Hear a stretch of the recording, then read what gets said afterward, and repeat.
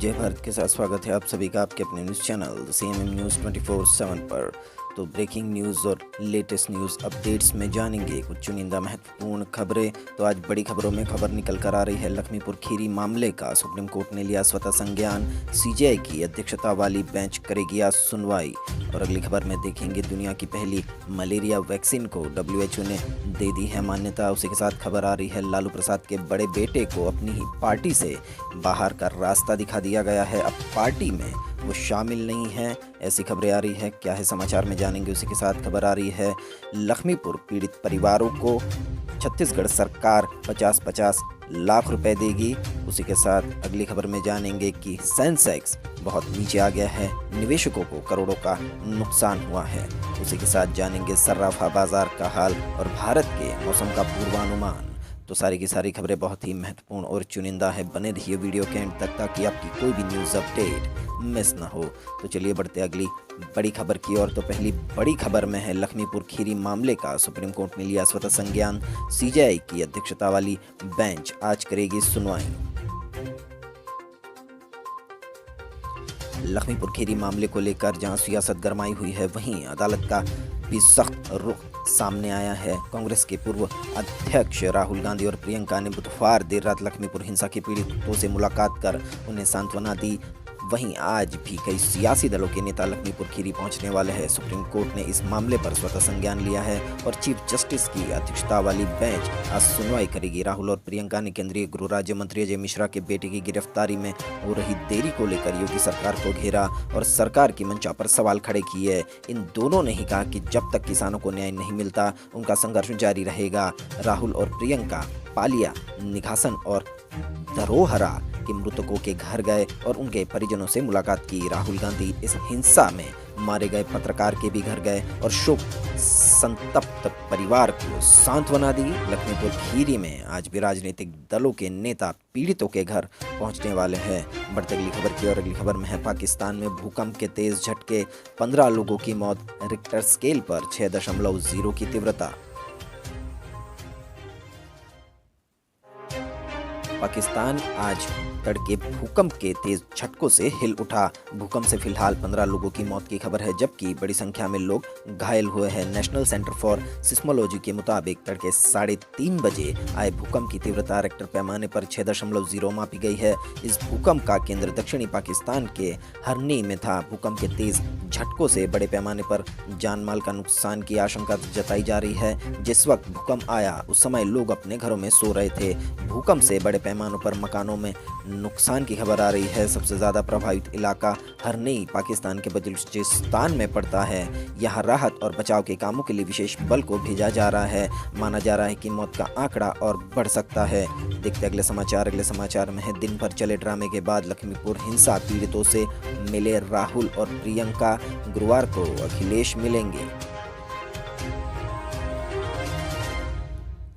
बुधवार का दिन उत्तर प्रदेश के लिए सियासी ड्रामे से भरा रहा। हालांकि दिन के आते आते कांग्रेस महासचिव प्रियंका गांधी और पार्टी के पूर्व अध्यक्ष राहुल गांधी अन्य नेताओं के साथ लखमीपुर खीरी पहुंच गए और हिंसा में मारे गए लोगों को परिवार से मुलाकात उन्होंने की। इसमें पहले दिन भर सियासी ड्रामा चलता रहा। दिल्ली से लखमीपुर खीरी के लिए निकलने वाले राहुल गांधी पहले लखनऊ एयरपोर्ट पर पहुंचे, जहां उन्हें पुलिस ने रोक लिया। पुलिस द्वारा रोके जाने के बाद लखनऊ एयरपोर्ट पर ही वह धरने पर बैठ गए। यहाँ करीब 20 मिनट तक ड्रामा चला। हालांकि बाद में प्रशासन के साथ सुलह होने पर उन्होंने धरना खत्म किया और साथी नेताओं के साथ सीतापुर के लिए रवाना हो गए। देखते अगले समाचार। अगले समाचार में है आर्यन खान समेत बाकी आरोपियों को आज कोर्ट में पेश करेगी NCB। Mumbai cruise ship party मामले में नारकोटिक्स कंट्रोल ब्यूरो यानी कि NCB आर्यन खान समेत बाकी आरोपियों की कस्टडी बढ़ाने की मांग करेगी। आपको बता दें कि आर्यन खान के खिलाफ NDPC कानून की धारा 27 यानी कि किसी भी मादक पदार्थ का सेवन करने के लिए सजा, 8C यानी कि मादक पदार्थ का उत्पादन, निर्माण, रखना, बेचना या खरीदना एवं अन्य धाराओं के तहत मामला दर्ज किया गया है। वहीं दूसरी ओर NCB मुंबई के निदेशक समीर वानखेड़े ने ANI से बात करते हुए कहा कि इस मामले में कुल 16 गिरफ्तारियां की गई है और जांच जारी है। कुछ लिंक है बिटकॉइन से संबंधित है, लेकिन उन्हें अभी साझा नहीं किया जा सकता। इससे जांच में बाधा आ सकती है। देखते अगली खबर। अगली खबर में है सैयद अली शाह गिलानी का आखिरी वीडियो आया सामने, ISI की साजिश का हुआ खुलासा। पाकिस्तान अब उन अलगाववादियों को भी धोखा दे रहा है जो भारत में रहकर पाकिस्तान की हिमायत करते हैं। पाकिस्तान ने दिवंगत हुर्रियत नेता सैयद अली शाह गिलानी को निशान पाकिस्तान का खिताब तो दिया, लेकिन इसके साथ ही गिलानी की अंतिम ख्वाहिश को पूरा करने के बजाय अपनी साजिश को अंजाम दिया। इसका खुलासा सैयद अली शाह गिलानी की मौत से पहले की आखिरी वीडियो से हुआ है। असल में मौत से ठीक पहले गिलानी ने एक वीडियो रिकॉर्ड किया था। इसमें सैयद अली शाह गिलानी ने सैयद अब्दुल्ला गिलानी को अपना सियासी वारिस बनाया था, यानी उत्तराधिकारी नियुक्त किया था, लेकिन पाकिस्तान ने गिलानी के इस वीडियो को सामने नहीं आने दिया और उनकी आखिरी इच्छा के खिलाफ सैयद अब्दुल्ला गिलानी की जगह मसर्रत आलम को ऑल पार्टीज हुर्रियत कॉन्फ्रेंस का चेयरमैन डिक्लेयर कर दिया। देखते अगले समाचार। अगले समाचार में है रेलवे के 11.56 लाख कर्मचारियों को मिला दिवाली का तोहफा। सरकार ने दी 78 दिन के वेतन के बराबर बोनस को मंजूरी। केंद्रीय मंत्रिमंडल ने भारतीय रेलवे के कर्मचारियों को दिवाली का तोहफा दिया है। प्रधानमंत्री नरेंद्र मोदी की अध्यक्षता में केंद्रीय मंत्रिमंडल ने सभी पात्र राजपत्रित रेल कर्मचारियों के लिए वित्त वर्ष 2020-21 के 78 दिनों के वेतन के बराबर उत्पादकता आधारित बोनस को मंजूरी दी है। रेल कर्मचारियों को 78 दिनों के PLB के भुगतान का वित्तीय भार 1984.73 करोड़ रुपए होने का अनुमान है। पात्र राजपत्रित रेल कर्मचारियों को PLB के भुगतान के लिए निर्धारित वेतन गणना की सीमा 7,000 रुपए प्रति माह है। प्रति पात्र रेल कर्मचारी के लिए 78 दिनों की अधिकतम देय राशि 17,951 रुपए है। इस निर्णय से लगभग 11.56 लाख राजपत्रित रेल कर्मचारियों को लाभ होने की भी संभावना है। पात्र रेल कर्मचारियों को PLB का भुगतान प्रत्येक वर्ष दशहरा पूजा की छुट्टियों से पहले किया जाता है। कैबिनेट के इस निर्णय को इस साल की छुट्टियों से पहले ही लागू किया जाएगा। देखते अगली खबर। अगली खबर में है चीन और अमेरिका के बीच होने वाली है जंग। डोनाल्ड ट्रंप के इस बयान से मची हलचल। अमेरिका के पूर्व राष्ट्रपति डोनाल्ड ट्रंप के एक बयान ने काफी हलचल मचा दी है। ट्रंप ने बुधवार को आगाह करते हुए कहा कि चीन के साथ अमेरिका का युद्ध हो सकता है, क्योंकि यहां अब कमजोर और भ्रष्ट सरकार होने के कारण वॉशिंगटन का बीजिंग सम्मान नहीं करता। ट्रंप की टिप्पणी ऐसे समय आई है जब अमेरिका और चीन के अधिकारी दोनों देशों के मध्य जारी तनाव के बीच स्विट्जरलैंड में बैठक करने वाले हैं। ट्रंप के शासनकाल के दौरान अमेरिका और चीन के बीच तनाव में काफी इजाफा देखने को मिला था। अमेरिका में अब कमजोर एवं भ्रष्ट नेतृत्व है। ट्रंप ने बुधवार को अपने उत्तराधिकारी जो बाइडेन पर हमला बोलते हुए एक बयान में कहा कि क्योंकि चुनाव में धांधली की गई और अमेरिका में अब कमजोर एवं भ्रष्ट नेतृत्व है तथा हमें चीन के साथ युद्ध का सामना करना पड़ सकता है, जो अब अमेरिका का सम्मान नहीं करता। इस बीच पिछले सप्ताह ताइवान के पास सैन्य विमानों की बड़ी संख्या में आवाजाही के साथ चीन अपनी सैन्य शक्ति दिखा रहा है और उसने क्षेत्र में अपने प्रभुत्व का दावा करते हुए इस द्वीपीय देश की परेशानियां बढ़ा दी है। बढ़ते अगली खबर की और अगली खबर में है LPG प्राइस हाइक। त्योहार की शुरुआत से पहले रसोई में भड़की महंगाई की आग। LPG सिलेंडर हुआ 15 रुपए और महंगा। महंगाई से जूझ रही आम जनता को गैस कंपनियों ने तगड़ा झटका दिया है। तेल कंपनियों ने 6 अक्टूबर को LPG गैस सिलेंडर की कीमतों में एक बार फिर से बढ़ोतरी कर दी है। LPG सिलेंडर के दाम में 15 रुपए प्रति सिलेंडर का इजाफा किया गया है। ताज़ा बढ़ोतरी के बाद दिल्ली में 14.5 किलो के घरेलू गैस सिलेंडर के दाम 884 रुपये 50 पैसे से बढ़कर 899 रुपये 50 पैसे हो गए हैं। आपको बता दें कि आप रसोई गैस सिलेंडर की कीमत चेक करने के लिए आपको सरकारी तेल कंपनी की वेबसाइट पर जाना होगा, जिसकी लिंक हमने डिस्क्रिप्शन में डाल दी है, तो जिससे आप अपने राज्य में कितना प्राइस चल रहा है गैस सिलेंडर का वो जान सकते हैं। देखते अगली खबर। अगली खबर में है RSS को लेकर कुमारस्वामी के बयानों पर BJP ने किया पलटवार।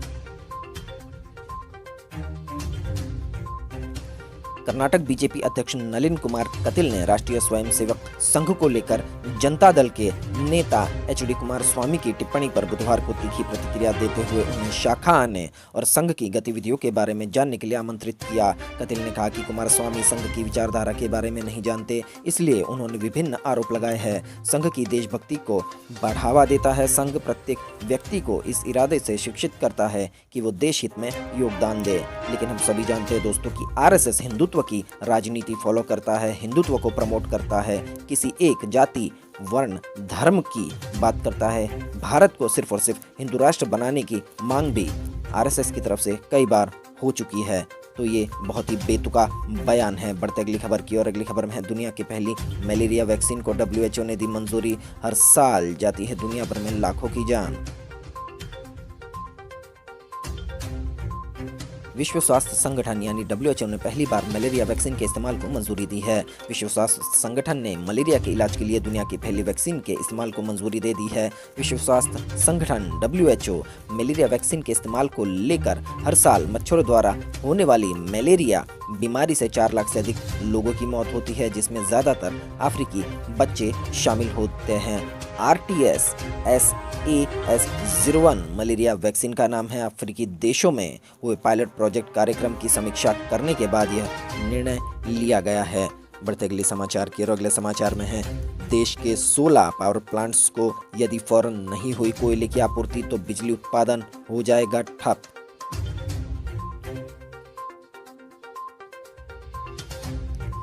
देश के पावर प्लांटों में कोयले की कमी की आशंकाओं के बीच केंद्रीय विद्युत प्राधिकरण ने बड़ा बयान दिया है। प्राधिकरण का कहना है कि देश में 90 से अधिक बिजली उत्पादन करने वाले प्लांटों में अधिकतम 4 दिनों का ही कोयला बचा हुआ है। ऐसे में देश के सामने बिजली संकट खड़ा हो सकता है। वहीं प्राधिकरण ने यह भी कहा है कि देश के 16 पावर प्लांट ऐसे हैं जहां यदि तुरंत कोयले की आपूर्ति नहीं की गई तो किसी भी वक्त ठप हो सकते हैं। इसका सीधा अर्थ है कि यहां से होने वाली बिजली का उत्पादन कभी भी बंद हो सकता है। देखते अगले समाचार। अगले समाचार में है 3 लाख से ज्यादा पेंशनरों को सरकार का तोहफा, इस तारीख से बढ़ा दी रकम। तो पंजाब से खबर आ रही है। पंजाब में 3 लाख से ज्यादा पेंशनर की पेंशन में इजाफा होने वाला है। पंजाब के मुख्यमंत्री चरणजीत सिंह चन्नी ने वित्त विभाग को 1 जुलाई 2021 से संशोधित पेंशन का भुगतान 3 लाख से अधिक पेंशन भोगियों को करने का निर्देश दिया है। इससे राज्य सरकार पर चालू वित्त वर्ष में 1887 करोड़ रुपए का अतिरिक्त बोझ पड़ेगा। एक आधिकारिक बयान के अनुसार पंजाब के छठे वेतन आयोग की सिफारिशों के अनुरूप यह फैसला लिया गया है। तो इस खबर में है आरजेडी कांग्रेस कंट्रोवर्सी। लालू प्रसाद की पार्टी ने कन्हैया फैक्टर को खत्म करने की तैयारी की रणनीति की है। जी हाँ दोस्तों, कन्हैया कुमार का जो फैक्टर चल रहा है, उनकी एक हवा चल रही है, उसको खत्म करने की पार्टी ने रणनीति बनाई है। बिहार हमेशा से राजनीति के छात्रों को चौंकाता रहा है। 2 सीटों पर होने जा रही विधानसभा उपचुनाव से ठीक पहले राजनीतिक घटनाएं भी कुछ इस तरह का संदेश दे रही है। कन्हैया के कांग्रेस में शामिल होते ही बिहार के विपक्षी महागठबंधन में भूचाल आ गया है। अब तक एक ही सुर में बात करने वाले राष्ट्रीय जनता दल और कांग्रेस के नेता अलग अलग बातें कर रहे हैं। न केवल दोनों दलों के प्रत्याशी चुनाव में मैदान में आ गए हैं, इसके अलावा एक दूसरे को पछाड़ने की रणनीति भी तैयार होने लगी है। इसी कार्यक्रम में राजद से कन्हैया के कांग्रेस में शामिल होने से मिलने वाले फायदों को पूरी तरह से खत्म करने की योजना की तैयारी हो चुकी है। मुजफ्फरनगर समेत सभी जिलों को इस संबंध में पार्टी हाईकमान और से संदेश भेजा गया है। तेजस्वी की राह का रोड़ा बताए जा रहे कन्हैया फैक्टर को पार्टी बड़ा होने से पहले ही सदा के लिए हटा देना चाहती है। बढ़ते अगले समाचार की और अगले समाचार में है चीन पर कम आश्रित सेक्टरों के लिए निर्यात के बड़े मौके। गारमेंट्स, फुटवेयर व फर्नीचर जैसे सेक्टर को मिल सकता है फायदा। चीन में बिजली संकट गहराने के साथ ही कुछ उद्योगों के लिए कच्चे माल की किल्लत की आशंका गहरा रही है। लेकिन जो सेक्टर कच्चे माल के लिए चीन पर निर्भर नहीं है या बहुत कम निर्भर है, उनके लिए निर्यात में बढ़ोतरी के मौके बन रहे हैं। इनमें गारमेंट्स, फुटवेयर व फर्नीचर जैसे सेक्टर प्रमुख हैं। हालांकि कुछ अन्य सेक्टर भी चीन के इस संकट का लाभ मिलने की उम्मीद जता रहे हैं। मैन्युफैक्चरिंग प्रभावित होने की वजह से चीन गारमेंट्स, फुटवेयर जैसे आइटम के निर्यात ऑर्डर छोड़ सकता है और वे ऑर्डर भारतीय कंपनियों को मिल सकते हैं। देखते अगले समाचार। अगले समाचार में है दुर्गा पूजा के लिए ममता सरकार ने जारी किया दिशा निर्देश। पंडाल रखने होंगे खुले, अलग अलग एंट्री और एग्जिट गेट होंगे आवश्यक। कोरोना महामारी के चलते बंगाल सरकार ने दुर्गा पूजा के लिए दिशा निर्देश जारी किए हैं। इसमें कहा गया है कि सभी तरफ से पंडाल खुले रखे जाएं, किसी तरह की कोई सांस्कृतिक कार्यक्रम की इजाज़त नहीं दी गई है। गाइडलाइंस में कहा गया है कि महामारी के बीच मनाए जा रहे पर्व के दौरान स्वास्थ्य और सेफ्टी का ख्याल रखना ज़रूरी है। देखते अगली खबर। अगली खबर में है सबका साथ सबका विकास का नारा सिर्फ लोगों को खुश करने के लिए नहीं दिया। ये बयान दिया है रामदास आठवले ने। बीजेपी के प्यारे, बीजेपी के लाडले रामदास आठवले की तरफ से ये बयान आया है। केंद्रीय सामाजिक एवं न्याय एवं सशक्तिकरण राज्य मंत्री रामदास आठवले ने कहा है कि प्रधानमंत्री ने सबका साथ सबका विकास का नारा सिर्फ लोगों को खुश करने के लिए नहीं दिया है। यह नारा प्रत्येक देशवासी के समग्र और समन्वित कल्याण के प्रति हमारी संकल्पबद्धता का प्रतीक है। बात क्या है हम सभी जानते हैं दोस्तों। रामदास आठवले ने मोदी जी को खुश करने के लिए ये बात उठाई है। बढ़ते अगली खबर की और अगली खबर में है एमपी में रात 10 बजे तक ही कर सकेंगे गरबा। आयोजन की सूचना कलेक्टर को देना जरूरी है। दशहरे पर 50% दर्शकों के साथ होगी रामलीला। मध्य प्रदेश में नवरात्रि के दौरान रात 10 बजे तक ही गरबा हो सकेंगे। कलेक्टर को गरबे के संबंध में सूचना देना जरूरी होगा। दरअसल गरबा स्थल व पंडालों में रात 10 बजे तक ही डीजे या बैंड ढोल बजाने की अनुमति रहेगी। वहीं दशहरे पर रामलीला का मंचन भी किया जा सकेगा, लेकिन मैदान या हॉल की कैपेसिटी से 50% लोग ही शामिल हो सकेंगे। तो अगली खबर में है तेज प्रताप यादव आरजेडी से आउट। शिवानंद तिवारी ने कहा उनको निष्कासित करने का सवाल कहाँ, वे तो खुद ही बाहर जा चुके हैं। जी दोस्तों, लालू प्रसाद के बड़े बेटे को अपनी ही पार्टी से बाहर का रास्ता देखना पड़ा है।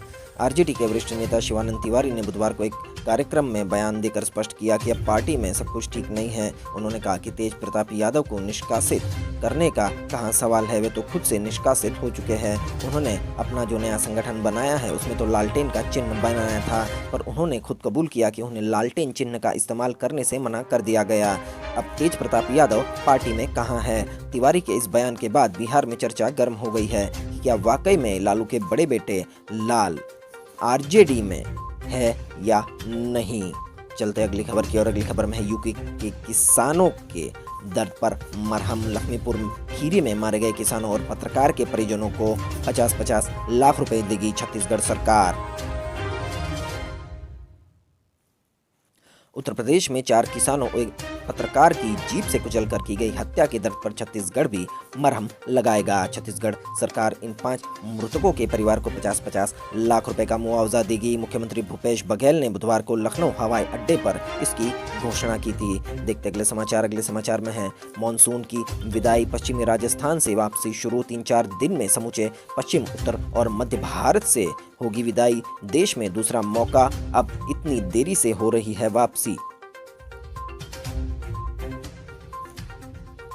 उत्तर पश्चिम भारत में एक एंटी साइक्लोन सर्कुलेशन बनने और नमी में पर्याप्त कमी के साथ ही मानसून 2021 ने वापसी की यात्रा शुरू कर दी है। मौसम विभाग के इतिहास में ये दूसरा मौका है जब मानसून इतनी देर से वापस लौट रहा है। दक्षिण पश्चिम मानसून की वापसी की सामान्य स्थिति 17 सितंबर, इससे पहले 2019 में सबसे देरी से 9 अक्टूबर को मानसून की वापसी हुई थी। दक्षिण पश्चिम मानसून 2021 पश्चिमी राजस्थान व उससे सटे गुजरात के कुछ हिस्सों से वापस लौटना शुरू हो गया है।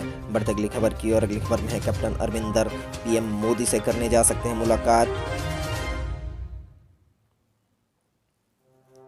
पंजाब के पूर्व मुख्यमंत्री कैप्टन अमरिंदर सिंह की मुलाकात प्रधानमंत्री नरेंद्र मोदी से हो सकती है। पीएम मोदी से कैप्टन अमरिंदर की इस मुलाकात की खबर से कांग्रेस की बेचैनी बढ़ गई है। कैप्टन अमरिंदर ने अभी तक अपने पत्ते नहीं खोले हैं, लेकिन कांग्रेस पार्टी का ऐलान वह कर चुके हैं। हालांकि उन्होंने भाजपा में शामिल होने या न होने के बारे में कुछ भी खुलासा नहीं किया है। हालांकि पहले गृहमंत्री अमित शाह और अब पीएम मोदी से कैप्टन की संभावित मुलाकात से काफ़ी कुछ अंदाज़ा लगाया जा सकता है। देखते अगले समाचार। अगले समाचार में है आइसक्रीम पार्लर और सॉफ्टी भी हो गई है महंगी, लगेगा 18% की दर से जीएसटी।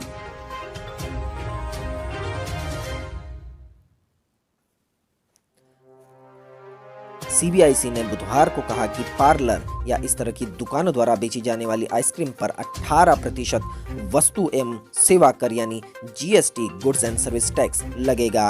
परिपत्रों के 2 सेटों में केंद्रीय अप्रत्यक्ष कर और सीमा शुल्क बोर्ड CBIC ने 21 वस्तुओं और सेवाओं से संबंधित दरों में बदलाव पर व्यापार और उद्योग द्वारा उठाए गए मुद्दों पर अपना रुख स्पष्ट किया है, जिसका निर्णय 17 सितंबर को 45वीं GST परिषद की बैठक में लिया गया था। देखते अगली खबर में है सेंसेक्स में भारी गिरावट से निवेशकों की 2.57 लाख करोड़ के रुपए की पूंजी डूबी। वैश्विक बाजारों में भारी बिकावली के बीच बुधवार को सेंसेक्स 555 अंक टूट गया। इसके निवेशकों की 2,57,785.17 करोड़ रुपए की पूंजी डूब गई। BSE का 30 शेयरों वाला सेंसेक्स 555.15 अंक या 0.93% के नुकसान से 59,189.73 अंक पर आ गया। से पहले 2 कारोबारी सत्रों में सेंसेक्स चढ़ा था।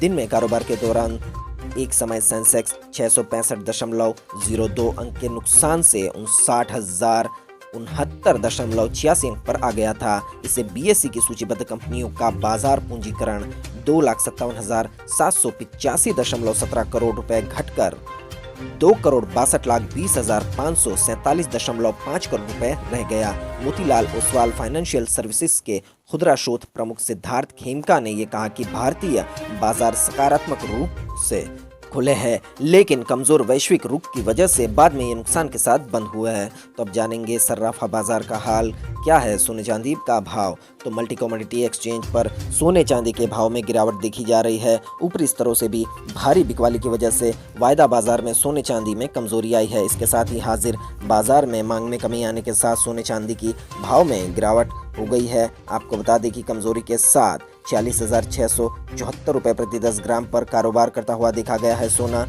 वहीं चांदी की बात करें तो दिसंबर का वायदा 0.40% या 266 रुपये की गिरावट के साथ 60,726 रुपये प्रति किलो पर चांदी रही है। अब जानेंगे मौसम का पूर्वानुमान पूरे भारत का क्या कहता है। तो अगले 24 घंटों के दौरान कर्नाटक, केरल के कुछ हिस्सों, अंडमान और निकोबार द्वीप समूह, तमिलनाडु, महाराष्ट्र के कुछ हिस्सों और मणिपुर, मिजोरम और त्रिपुरा के अलग अलग हिस्सों में हल्की से मध्यम बारिश के साथ कुछ स्थानों पर भारी बारिश हो सकती है। पश्चिम बंगाल, सिक्किम, शेष पूर्वोत्तर भारत, उड़ीसा के कुछ हिस्सों, छत्तीसगढ़, मध्य प्रदेश के कुछ हिस्सों, तटीय आंध्र प्रदेश और तेलंगाना में हल्की से मध्यम बारिश हो सकती है। स्काईमेट वेदर के अनुसार बिहार और झारखंड में भी हल्की बारिश की संभावना है। तो इसके साथ आज के ब्रेकिंग न्यूज और लेटेस्ट अपडेट, महत्वपूर्ण चुनिंदा खबरें यहीं समाप्त होती है। वीडियो को पूरा देखने के लिए आप सभी का बहुत बहुत धन्यवाद। देश और दुनिया की खबरों के लिए सब्सक्राइब कीजिए द CMM न्यूज़ 24/7 को और बेल आइकन को भी प्रेस कर दीजिए ताकि हर रोज की न्यूज़ अपडेट आपके मोबाइल पर मिल जाए। तो मिलते हैं अगली न्यूज़ अपडेट के साथ। आपका दिन खुशनुमा रहे। Thank you, take care, goodbye, जय भारत।